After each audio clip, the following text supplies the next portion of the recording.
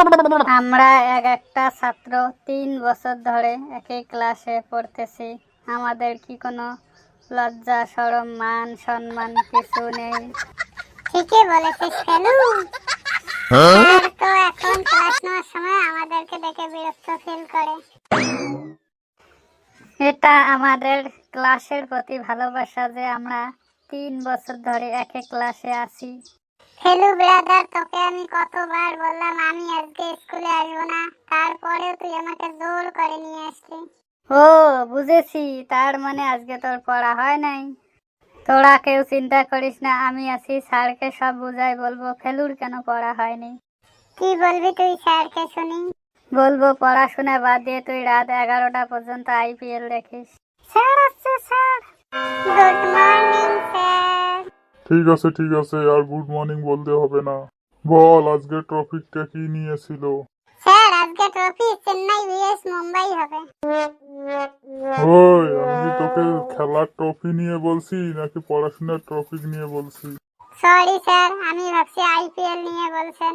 Sir আজকের topic বিভিন্ন ধরনের রচনার উপর ভিত্তি করে হবে বলছিলেন।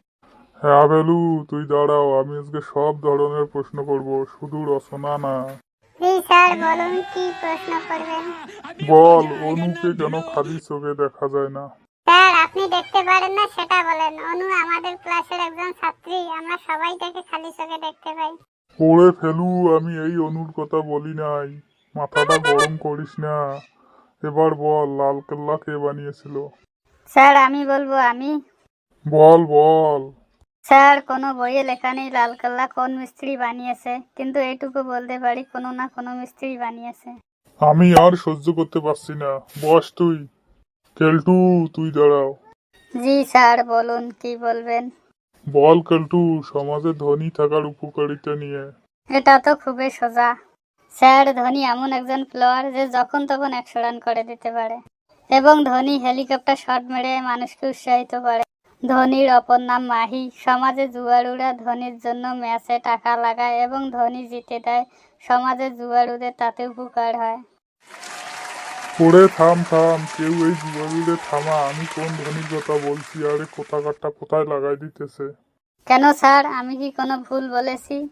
না বাবা, তুই একদম ঠিক উত্তর দিয়েছিস, আমারে প্রশ্ন করতে ভুল হয়েছে। এবার বল 5+5 = কত হয়? এত সোজা স্যার, 5+5 = 12 হয়। কি বলছিস? হ্যাঁ স্যার, 5+5 যোগটা যখন ভুল হয় তখন 12 হয়।